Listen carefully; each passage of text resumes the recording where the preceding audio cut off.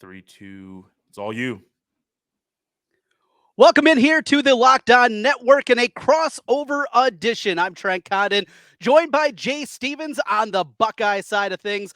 Hawkeyes versus Buckeyes coming up this week. Noon kickoff. It's a big nooner Eastern time for us here in the Central Time Zone, 11 a.m. as the Hawkeyes and Buckeyes collide for the first time since 2017. Well, Jay, I want to start there because that is really the only positive thing to talk about with Iowa this week going into the game. Both teams coming off of a bye week, and us here in Hawkeye land, we still have our memories of the greatness that was that 2017 game. Sorry to start on a sour note for you. I had a feeling that was going to happen. Iowa fans, with the year that they're having this year, they want to talk about the glory days or the high moments and high points, and that's one of the few that's one that they can hold their hat on. You go back to some Big Ten championship conference championships they won in the 2000s. Yes, that was a long time ago. So most recently, 2017, Ohio State, Iowa. I don't like the game. Buckeye fans want to forget about the game. But it's what Iowa could talk about going into this game to try to motivate themselves in what is a very weird year for the Iowa Hawkeye football team. Today's episode brought to you by BetOnline. BetOnline has you covered this season with more props, odds, and lines than ever before. BetOnline, where the game starts. The point spread here this week, 29.5. I'm already looking at the team total under for Iowa this week, and we'll talk more kind of on the Hawkeye side. But I want to talk about this Buckeye team and start kind of with 2017. I was a little bit surprised to hear Ryan Day this week, him bring up that one. Now, there's no players on the team, nobody that remembers that game, at least as a Buckeye player, but plenty of people on the program, inside that program, obviously grew up Buckeye fans, probably remember that game when they were in middle school, high school, whatever it was. But a little bit surprised there. Some scar tissue, Ryan Day said, and a little extra motivation, I would guess, at the very least, saying, hey, I guess it's easy to motivate a team saying, hey, last time we saw him, we lost 55-24.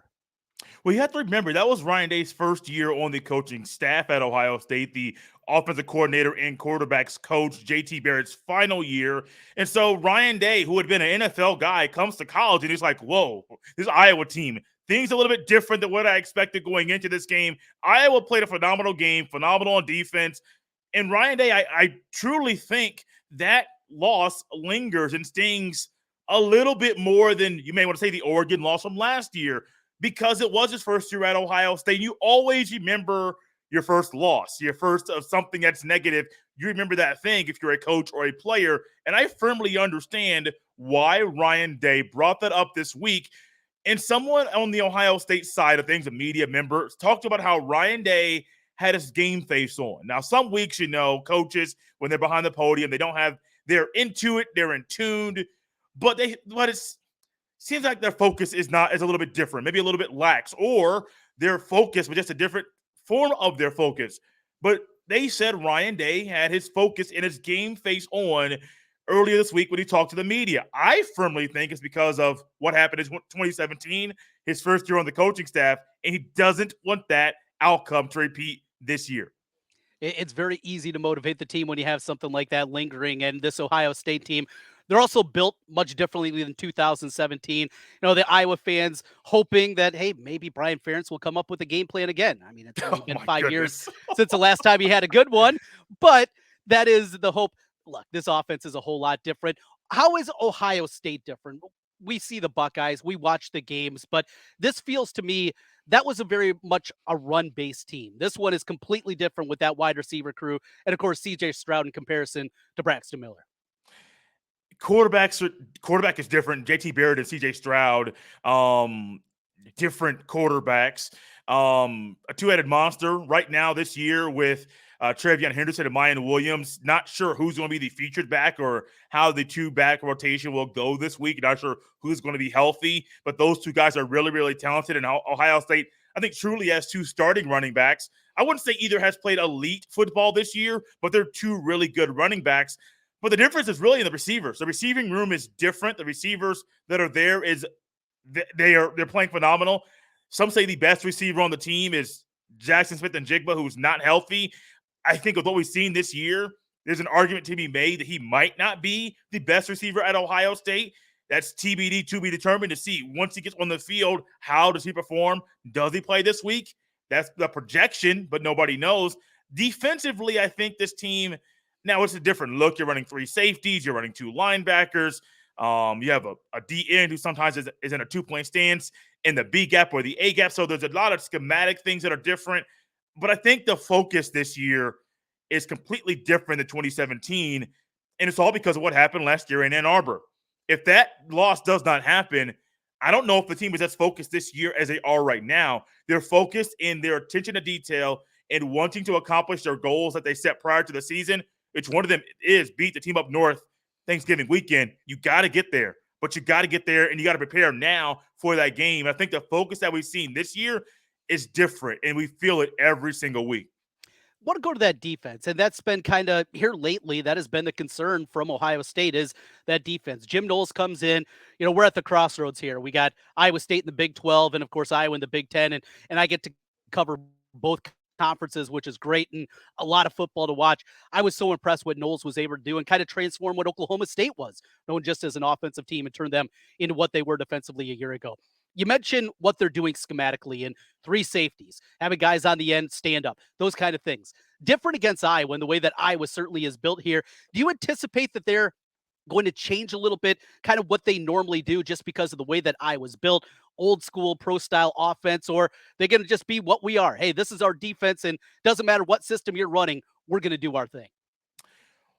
So before the season, I would have automatically assumed that Ohio State would bring in a third linebacker, drop a safety, not have so much of a nickel look, but more of your traditional 4-3. They might still move that defensive end who's in a 2-point stance at times and put him in the A gap or B gap in a 2-point stance there to kind of give a different look. Like, what's he doing? Is he rushing, or is he going to come in to the quarterback? Is he going to stay right there? Is he going to come 3 to 5 yards off the line of scrimmage and spy? What's he going to do?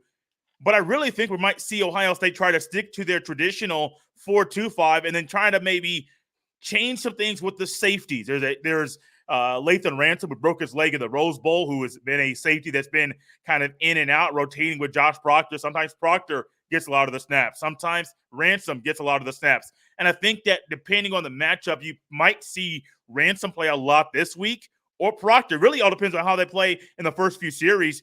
That really kind of depicts how their reps go and plays go later in the game. So I think you might still see the 4-2-5 look, but you might see a heavier set. And this is going to surprise me. I didn't think a 17-year-old kid would come to Ohio State, skip a senior year of high school and play. But Sonny Styles might be a guy, 6'4", 220, who might be somebody coming in a game where you're going to see 2 tight ends, 3 tight ends. You might see it off for the tackle, have an eligible receiver number, and line up at tight end. You might see that come in. I don't think we'll go away from the occasional 3 lineman set or 4 lineman set to go to a 5 line set. I don't think we're going to go that route, more of a high school, middle school defense. But I still think you might see the 2 linebackers and then shifting about who is the safeties and who these safeties are on the field. I think that's the biggest thing you'll see in this game, and trying to watch that chess match between Ohio State safeties and really trying to predict what the Iowa offense is going to do. So one thing that Iowa has an advantage in pretty much every game they play is special teams. That is something. Great kicker, Drew Stevens, a freshman that has come in from the Carolinas. He's been excellent. And you couple that with one of the best punters in the country, Torrey Taylor. But it's not just that. They blocked 2 punts against Iowa State. The return game has been very good in the past. I mean, they really dedicate a whole lot of time to special teams. What about the Buckeyes? What do you see there? Now, I understand you're scoring touchdowns instead of field goals, so you haven't had a whole lot of opportunities this year with Ohio State. But is that something that is talked about a lot? Is that something that maybe could be a weak area that it might end up 41-10, but they could get their touchdown on special teams? Any hope in there at all for the Hawkeyes and winning the special teams matchup? So I do expect that the Hawkeyes will have these better special teams in this game. Ohio State special teams have been a little weird. Noah Ruggles has been phenomenal, hit a game-winning kick against Utah in the Rose Bowl. I think he missed a kick earlier in the year, but I think he's been automatic ever since that point. I want to say kicker, and it was not Noah Ruggles. I think last name is Fielding. Forget his first name at the moment. I kicked off out of bounds at one point. I'm like, what's going on? The highlight is Jesse Merkel, the punter, the Aussie, who just does everything amazing, who's kind of just been one of those guys like Pat McAfee from the Colts from years ago. He just instantly flips the field, Tory Taylor style, instantly flips the field from one side to the other. But Mirko barely punts the ball. But when he comes in, he's phenomenal. So that's like the one area where I have no issues is the punting game, but I don't think we'll see Jesse Mirko on the field quite a bit. Another issue is as talented as Ohio State is and the skill position players, how elusive and as great as they can be, the Buckeyes cannot figure out the return game for anything. It's confusing. Going into the season, I heard there were talks that a linebacker would be returning kickoffs for Ohio State. Now, granted, that linebacker was a former running back at Arizona State, a former high school running back in the state of Ohio. So I get why you want to do that. The players are saying, oh, man, nobody here is faster than Chip Trayanum. He's a linebacker. I understand he might be fast, but I don't think he's as elusive as Emeka Egbuka or some other players on the team. Egbuka is also someone that I believe had a muffed kick or a punt at one point as well. Like the special teams at Ohio State, it's a little tricky. And so I think Iowa has the special teams won already going into the game. I think even during the game, they'll have that area one. I don't think it will be enough for Iowa to win this game this weekend against Ohio State. Yeah, win special teams and still lose on the scoreboard. We're going to talk more about the Hawkeyes. We'll flip it over here. Jay will ask me some questions about the Iowa side of things, and it's not going to be pretty. We'll do that as we continue here on the Locked On Hawkeyes and Buckeyes crossover podcast. Well, I got a buddy, Jay, that suffers from a lot of sweat, and he's a traveling salesperson. He's in his car all day long, and he has to bring dress shirts in his car, hang them up all the time because throughout the day, he sweats through his shirts. Doesn't matter if it's December, doesn't matter if it's July. He's always got to be ready. Well, introduce him and everybody out there to SweatBlock, helping out with your problem. If there's somebody out there right now that suffers from embarrassing sweat, SweatBlock was created by a doctor to help with their own excessive sweating. It's doctor created and doctor recommended. If you or someone you love is experiencing embarrassing sweat or odor, try SweatBlock. Save 20% with promo code LOCKEDON at sweatblock.com. It's also available on Amazon. Jay, I'm going to be sweating. I'm already sweating thinking about this matchup. It is not going to be pretty. We throw it back over to you now in this crossover edition of Locked On Hawkeyes and Locked On Buckeyes. Take it away. What do you got for me? You don't have any concerns, really, do you? Trent, concerns? Maybe a little, maybe a few, but I don't think the concerns I have right now or anything about what Iowa might do. It's more about Ohio State and how sound are they. But let's go we're playing slow pitch softball. I'm going to give you a slow one right there in the sweet spot for you to just knock it out of the park. What's the story of Iowa right now so far this season? So the story has gone from bad to worse with the offense, and we are in now year number 6 of Brian Ferentz as the offensive coordinator. When we talked at the top about that 2017 game, yeah, Brian Ferentz was the offensive coordinator there, and he called a brilliant game. In fact, that along with the USC game and the Holiday Bowl a couple years after that, those are the high water marks. And outside of that, it feels like a guy that doesn't have a clue. It's a guy that doesn't know how to put an offense together. And we played Madden, right? You play NCAA football and excited for when the new one comes out next year. You play it on the video game system and you're just picking plays, right? There's no rhyme or reason to it. And that's kind of Brian Ferentz. I don't know what this scheme is. 6 years in, what's Iowa's identity? I know they want to try to run the football. They haven't been effective doing that. Offensive line play has been poor now for 5 of the 6 years, including this year, where they're ranked at Football Outsiders, the 121st offensive line in the country. This is Iowa. You know Iowa. When you think of Iowa, you think of offensive line. You think you need to run the football. They can't do that. They're young up front, but ultimately, this has gone from bad to worse because after last year, they won 10 games. They got to the Big Ten championship. They won the West Division, and Kirk Ferentz decided, we're going to double down. Even as bad as the offense was, we're going to do this. Quarterback coach retires. Ken O'Keefe, who was the longtime offensive coordinator as well, back in the early 2000s, in the early era of Ferentz.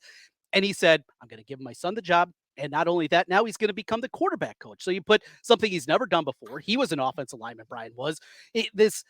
You had an opportunity to evolve. Instead, Kirk said, we're going to double down on us. Well, you've doubled down and you have nothing left in the pocket because this offense is last in the country. And because of the nepotism, because of the frustration that comes from that, because it's daddy's little boy out there being an absolute moron at times, it has got really, really ugly very quickly, very decisive. And for an Iowa program that was good last year and did so many good things, it's got really, really ugly in Iowa City. Ugly in Iowa City. That's a great way to describe a few things you can look at if you look at the stat sheet. But you mentioned Brian Ferentz, quarterback coach, offensive coordinator. I've seen on the Twitter a lot of fans being upset with Brian Ferentz specifically and Kirk Ferentz and how he is reacting to questions and handling the father-son dynamic when you're the father, your son's under you as a coach, and your son is not doing a good job, but you won't let your son go. I don't know how all that works out in the athletic department, if he can fire his son or if the AD has to do that, but you have more insight into that. Can Kirk Ferentz even fire his son on right now? Well, the way that they structured it and to get around the university nepotism laws is they made the athletic director, Gary Barta. He is the superior, if you will, to Brian Ferentz. So ultimately, yeah, Kirk could not fire him because he doesn't have to answer to Kirk. Now we know that's not the way it is. And the way this athletic department, look, a football coach has been there for 24 years. You know, it's not the AD running the athletic department. It's the football coach running the athletic department. Gary Barta has no pull. Gary Barta's had his own set of issues as athletic director. He has cost the university millions of dollars in litigation and some of the dumb things that he has done. He has no power. He has no control. And ultimately, Kirk, for all the things about him that frustrate fans and want to see some more evolution and becoming more of a 21st century team, even with the success that they have had, he is a guy that is about his guys. There is no way he's going to fire his son. There is no way that Gary Barta has the stones to do it as athletic director because he knows ultimately he actually answers to Kirk. So we're in this spot where not only is it terribly bad, not only have we seen one of the worst offenses the last 2 years in college football, but there's no hope that you're going to be able to get out of it anywhere else in the country. First of all, Brian would have made it to year 6, but here we are, and there's no hope that he's going to be done after this year. It's an incredibly frustrating place to be as a fan, as somebody that covers this team game in and game out, because, you know, ultimately we all love hope, right? It doesn't matter what level. If you're Ohio State level, it's hope of a playoff and a national championship. For Iowa, it's getting to a championship game, winning a Big Ten title, those types of things, getting to a good bowl game. Now that hope has been pulled out of the fan base and pulled out of somebody in the media like me too. Well, the hope of those things happening is great. You want to believe and have hope that those things will happen. Iowa fans don't have that hope. But even if you are an Iowa fan that's always optimistic, you say you have the formula so that the team can accomplish and go to back-to-back Big Ten championship games. Well, you have to score points to do that. And in the Big 12, one Big 12 game and the three Big Ten games that they have played so far, Iowa really can't score against the big guys. Now, they scored 27 points against Nevada. Yeah. They also scored 27 points against Rutgers. Both of those were wins. Iowa only scored 7 points. They only scored 14 points against the team up north. I refuse to say their name on this podcast. They also only scored 6 points a week ago to Illinois. Can you explain to me how that is possible? You're playing in a Big Ten conference. You know what it takes to win. You know what it takes to be successful. You want to go back to the same game you played in last year in Indianapolis, but even against a team like Rutgers, who's not the best team in the conference, you scored 27 points, but against other schools that are there, that are Power 5 schools, 7 points, 14 points, 6 points. It's not a good formula to try to get back to where you were last year in Indianapolis. And this goes very deep. You mentioned the Rutgers game. Well, 14 of those 27 points came on defense. They had 2 defensive touchdowns in that game. Game 1 against South Dakota State, number 1 team at the FCS level. They're good. They scored 7. 4 of those came from the defense and 2 safeties, only 3 points, and that was on a short field out of the offense. It's even worse than you even look when you look at those raw numbers. It's the 131st offense in the country, and it's every level. The quarterback play has been atrocious. Spencer Petras, how he is still the starter 3 years in, is one of the most mind-boggling things I have seen in my 42 years of watching Iowa football. It is absolutely ridiculous that this guy, who has never been good, who has regressed throughout his career, he's still tried it out there. Not only that, you have the worst-ranked quarterback in the Power 5 level in Spencer Petras. He's also taken every snap this year. He's thrown 2 touchdowns in 6 games, and he's still taking every snap. You have a backup, and Alex Padilla, who played a year ago. Yeah. When he played, Iowa was 4-0. He is not a statue like Petras. He can move around a little bit. He has some wiggle to his game. He is not a dead duck in the pocket, and they refuse to play him. It's one of the most baffling things I've seen, and they recruited a kid from your neck of the woods out in Ohio, Joey Labus. He's a redshirt freshman. No chance. Carson May is a freshman. Now, this is either an indictment on your recruiting that you've recruited this poorly that you have 4 quarterbacks, 3 of which cannot play, or there's something else going on with Spencer Petras. But it's not just Petras. Look, he's bad. There's no doubt about it, because it's not just that he's a statue. He has sailed passes all season long. He's missed on open plays. The makeables, he can't even make those, but it's not just that. This offensive line is brutal. I mentioned Football Outsiders has them ranked 121st in the country. They're very young. They're also very bad. Something we haven't seen in Kirk Ferentz's 24 years at this level, going back to probably his first and second year in 99 and 2000. So you have that component. The wide receiver group, you were decimated. Charlie Jones leaves after spring practice. He goes to Purdue. Right now, he's the leading receiver in the country. All right, that's a hurt right there. Not only that, your most talented receiver coming back, Keegan Johnson, he's played 15 snaps this year, and it's been a weird story behind that. His dad played at Nebraska. Many people believe he's getting ready to head to Nebraska and continue his career there. So you have that component with it. It's a wide receiver group that is bad, an offensive line that is bad, and a quarterback that is bad. You put it all together, that's why they're ranked 131st in the country. Oh, embarrassing. Last thing I have for you, Trent, it's about the defense. Their defense is only giving up 154 passing yards per game. Teams are only rushing. They're only allowing the Iowa defense 110.7 rushing yards per game. And in a game where we all know yards are going to be very, very important, Iowa's going to have to put up points, but then Iowa's defense is going to try to stop what I think is one of the best offenses in the country. Some say the best offense in the country. With those averages like that, per game averages that Iowa's defense has right now, Buckeye fans might be thinking, oh, we can overcome them. I think it might be a little bit tougher at times than Buckeye fans think. What can you tell us? What makes this defense so fearful and not allow teams to really move the ball as freely as they would want to? So the first thing is the defensive coordinator, Phil Parker. He has been with Kirk throughout the all 24 years. So it was Norm Parker when they first started. That was a defensive coordinator. No relation between the two. Phil played at Michigan State. He's been a Big Ten guy. He's been all over the place. And for 24 years, he's been running the defensive backfield. You look at the guys that have been in the league. You know, people talk about Iowa's tight ends and offensive line getting the league. Look at the number of defensive backs, though, that have gone on and not just play, but play at a high level from the defensive backfield. That's Phil Parker. And now as a defensive coordinator over the last decade, he's taken this defense and also taken it into the 21st century, done some different things. They're so fundamentally sound. And week in and week out, you hear about that. They are sound, gap assignment. They are not going to be in the wrong spot. You couple that with the depth that they've been able to build up. You know, I think it was 2012. They're coming off a really good season, and they got really worn down as the year went on because they only had 5 guys that they really trusted on the defensive line. Now they built that depth up. They have 7, 8, 9 guys that they're very confident in. So they have depth at defensive line. Jack Campbell, an All-American linebacker. Disappointed Justin Jacobs, who you guys tried to swoop in late and get recruiting a couple of years back. He ultimately stayed with the Hawkeyes, and he was probably going to be a guy that left early for the NFL. He got injured a couple of games in this year, and unfortunately, he's not going to be there. But an Ohio guy that they're going to allow to travel with the team this weekend, which is really cool. And I know hearing from some of the family there, he's really excited about that. But it's a defense that just, they know what they're supposed to do. They know their assignments. They're not going to mess up the assignments. Now, is it good enough against Ohio State? That is a concern. You can get Iowa a couple of places, and one of them is at Riley Moss's side. He takes a lot of chances.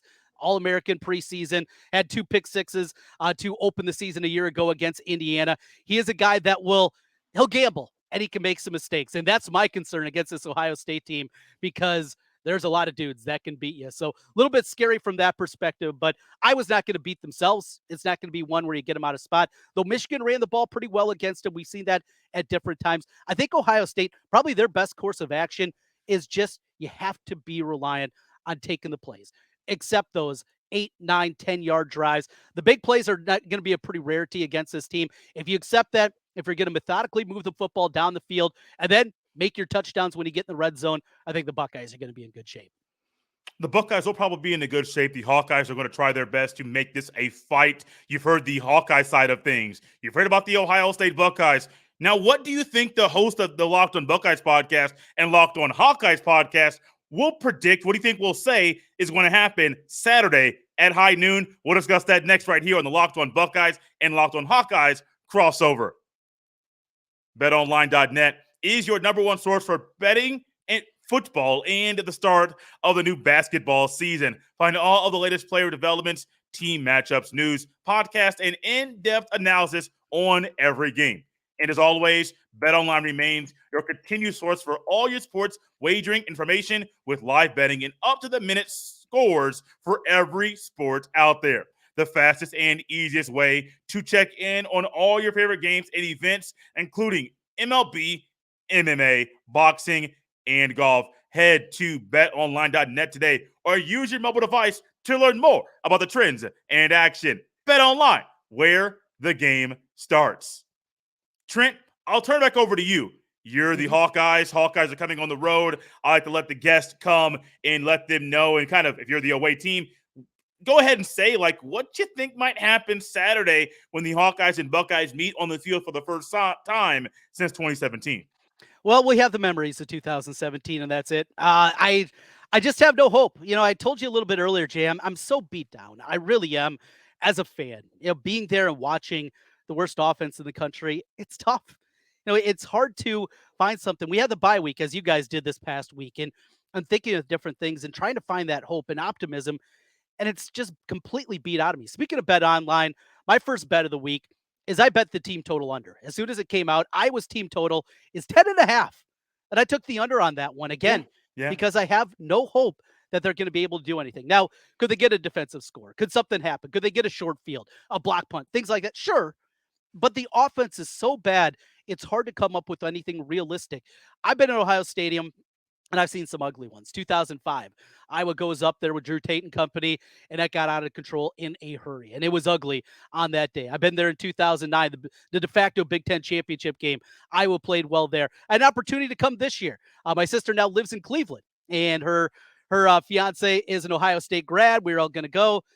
And then I decided, you know what? I don't want to watch this. I just don't want to watch this team offensively in person outside of the games I go to in Kinnick Stadium. I think this is a beatdown. I think the defense is going to be on the field way too long for Iowa ultimately, and this thing's going to get ugly. I have Buckeyes winning it 38-3. 38-3. I was on a show, the Ultimate Cleveland Sports Show, which is a part of the Locked On Network. Prior to the season, they were asking me about the Ohio State offense, and that's been the talk of the town.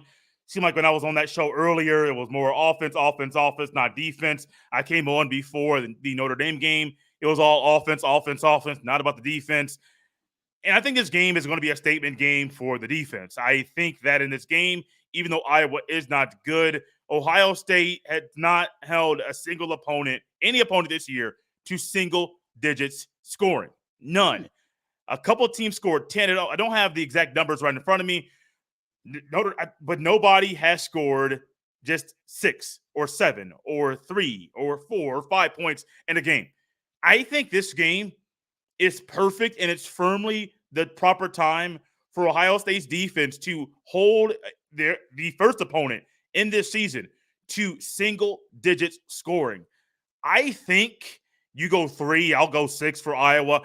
But I also said earlier in that game, earlier in the season, I mentioned the Ultimate Cleveland Sports Show, not just trying to plug the show, but simply to remind everyone prior to the season, I said Ohio State would average 42 points a game. I think they're averaging like 47 to 48 points right now this season. Iowa's defense is good. An average, yes, you can have an average. Sometimes you're going to score less than your average, which is how it averages out. Some below, some higher. I think they'll average 42. They're averaging higher than that right now. I don't think they'll hit their season average this week, but I think they'll get above the 42 points that I thought they would average going into the season. I got 45-6. Now, you may say, Jay, how does Iowa get 6 points? Well, I think 3 will come when the starters are on the field. I think 3 points will come when the backups are on the field. That's how I get the 6. I think most of the scoring from Ohio State will simply be when C.J. Stroud is roaming the field and controlling the offense. There might be a few longer drives. We've seen Ohio State, I think, score 45-plus points when they had 2 or 3 drives of 10-plus plays or more. So they can sustain drives if they need to. It's not really something that they want to do. They want to stay on schedule and move the ball quickly. But if they have to draw plays out and drives out, they can do that. 45-6. I want to go out on a limb and say that right now. I think it can happen. I think it's realistic. Iowa fans, you probably don't like me, but right now I don't really care because I think Ohio State's just going to destroy Iowa on Saturday. I think you're exactly right. And getting to 6, it might be 3 safeties. That might be more realistic than even 2 field goals out of this offense. Jay, I don't think you're going to get much hate. Yeah, there's going to be a couple, but you know how it is. I mean, there's always the dyed-in-the-wool Hawkeye fans. Oh, how could you say that? I've been getting that every once in a while from people too. But I'm telling you, this fan base, we're so beat down right now. You're not going to get a whole lot of blowback here. This feels just so different. And that's another thing. It's fun. I was excited this summer when I started with Locked On Hawkeyes, and I knew, we'd had a possibility of doing a crossover, and we could talk about 2017, and we could have the argument 2002 if the game actually would have happened, and talk about this game. There's nothing to say here. I was terrible offensively, and Brian Ferentz is going to probably be back, and Kirk's going to be back, and he's got $42 million still guaranteed on the Kirk Ferentz contract. That's where Iowa fans are at this point. Where was Kirk going? Dude's 67 years old. He wasn't leaving. Gary Barta, boonswoggled again. But hey, Jay, this has been so much fun. Hopefully in the future we'll get to a point where we can throw each other a little more crap back and forth. Well, how about basketball season? We'll do that because I'm excited about the Hawkeye team, and I think your Buckeyes are going to be a little better than people think on the hardwood too. I think they'll be better. I am still a little uneasy about playing so many true freshmen, like Chris Holtman has said, especially with so many transfers. I think the first 4 or 5 weeks of the season will be a little nerve-wracking for me because I'm going to have to watch these games, cover these games, and people will be like, Jay, why are you so anxious and nervous? Because Chris Holtman has not proven to me that he can really coach things and develop a group of players collectively at Ohio State like you would want, but he has to do it right now, make them mesh, make them gel, have a player in Justice Suing come back who didn't play a year ago, lose a player due to a medical retirement. Hey, man, basketball season is right around the corner. I'm looking forward to that crossover down the road. But, Trent, I loved the one we had today. It was a lot of fun, Jay. Looking forward to Saturday, and maybe the Hawkeyes can shock the world one more time. I'm not holding my breath. I'm not either, man. This is fun. You can follow me on Twitter at jsteven07. Trent, what is your Twitter handle? It's just my name, at Trent Condon. You can find me. Also host a daily radio show here in Des Moines on KXNO from 11 to 1 Central Time. As you can hear us, we talk a lot of Hawkeyes there as well on KXNO. This is the crossover you needed, the crossover we loved. You can check me out as well on the Jay Stevens Podcast. I'm out of here. Wasn't planning on closing the show, but here we go, guys. Have a great day and get ready for what should be an interesting game for maybe a quarter and a half for Hawkeyes fans, but for Buckeyes fans the entire time. I'm done throwing shots. Had to throw one at the end of the show, guys. We're out of here. Have a great day and get ready for Saturday's matchup between the Buckeyes and the Hawkeyes.